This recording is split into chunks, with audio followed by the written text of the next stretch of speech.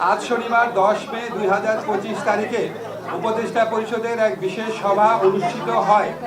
সভায় আন্তর্জাতিক অপরাধ ট্রাইব্যুনাল আইনের সংশোধনী অনুমোদিত হয়েছে। সংশোধনী অনুযায়ী আন্তর্জাতিক অপরাধ ট্রাইব্যুনাল কোনো রাজনৈতিক দল, তার অঙ্গ সংগঠন বা সমর্থক গোষ্ঠীকে শাস্তি দিতে পারবে।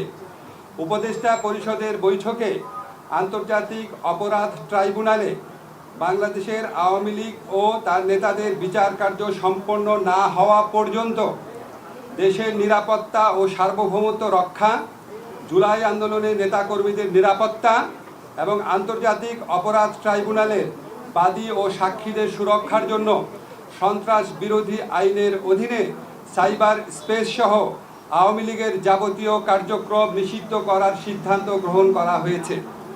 এ বিষয়ে প্রয়োজনীয় পরিপত্র পরবর্তী কর্মদিবসে জারি করা হবে।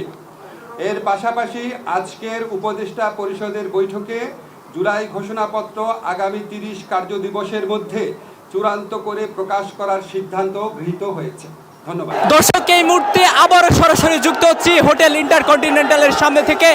এই মুহূর্তে দেখতে পাচ্ছেন ইতিমধ্যেই কিন্তু উপদেষ্টা পরিষদ থেকে আওয়ামী লীগ নিষিদ্ধের ঘোষণা এসেছে এবং সাধারণ মানুষ এবং বিভিন্ন দলের রাজনৈতিক কর্মীরা এবং রাজনৈতিক নেতারা কিন্তু ইতিমধ্যে দেখতে পাচ্ছেন আনন্দ উল্লাসে মেতেছে। সেই বিষয়টি কিন্তু আমরা আপনাদেরকে দেখানোর চেষ্টা করছি। আমরা মানি না, বিচার শেষ না হওয়া পর্যন্ত নিষিদ্ধ। এটা আমাদেরকে লাউ দিয়ে কত বুঝানো। আমরা এই নিষিদ্ধ মানে আওয়ামী লীগকে স্থায়ী নিষিদ্ধ করতে হবে। এখানে সবাই খুশি দালাবালাবি করতেছে, কেউ না বুঝে। আমরা এটা সুস্পষ্ট ভাষা বলতে চাই, আওয়ামী লীগকে স্থায়ীভাবে নিষিদ্ধ করা হয় নাই। সবাই এখানে না বুঝে আনন্দ মিছিল করছে। বাঙালির একটা অভ্যাস, আওয়ামী লীগকে স্থায়ী নিষিদ্ধ করতে হবে। Thank you. আলহামদুলিল্লাহ, আল্লাহ পাকের অশেষ শুকরিয়া। আমরা 3 দিন যাবৎ রাজপথে ছিলাম, আমাদের বাসা বাড়ির খোঁজখবর নিয়ে নেই। আমাদের জীবনের সবচেয়ে সফলতা জুলাইয়ের সফলতা, জুলাইয়ের সৈনিকদের রক্তের সাথে আমরা আলহামদুলিল্লাহ তাদের রক্তের সাথে আমরা একাত্মতা পোষণ করে তাদের রক্ত আমরা বৃথা যেতে দেয়নি। আওয়ামী লীগ নিষিদ্ধের মাধ্যমে বাংলাদেশ ঘটিয়েছে, ভুলে গেলে চলবে না। সাক্ষী বাংলাদেশের প্রত্যেকটা আন্দোলনে জামাত শিবিরের ভূমিকা ছিল অতুলনীয়। আমরা অবশেষে বিজয় হয়েছি। আমরা ইসলামী ছাত্র শিবির এবং জামাত ইসলামী যৌথভাবে মাঠে ছিলাম। বিগত আমলে আমরা জানি আল্লাহ তাআলা তার কোরআনে ইরশাদ করেন, পৃথিবীর বুকে কোনো জালিম কোনোদিন সফল হয়নি, হবে না।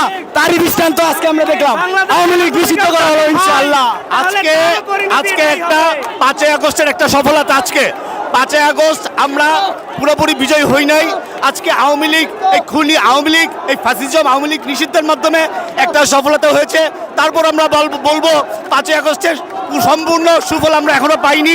যতদিন না পর্যন্ত খুনি হাসিনা, অসভ্য বর্বর নাৎসি বাহিনীর বোন নতুন প্রেতাত্মা এর একে ফাঁসির মাধ্যমে এই বাংলাদেশকে আমরা কলঙ্কমুক্ত করতে চাই ইনশাআল্লাহ। ভবিষ্যতে প্রত্যেকটা দলের জন্য শিক্ষা, আর যদি কেউ স্বৈরাচার হয়ে ওঠে তাকেও ছাত্র জনতা মিলে এইভাবে নিষিদ্ধ করা হবে। হাসিনার আমলে যত মানুষ শাহাদাত বরণ করছে, আল্লাহ তাদের যেন প্রত্যেকের কবরে আযাব মাফ করে দেয়, তাদেরকে এই খবরটা যেন পৌঁছে দেয়।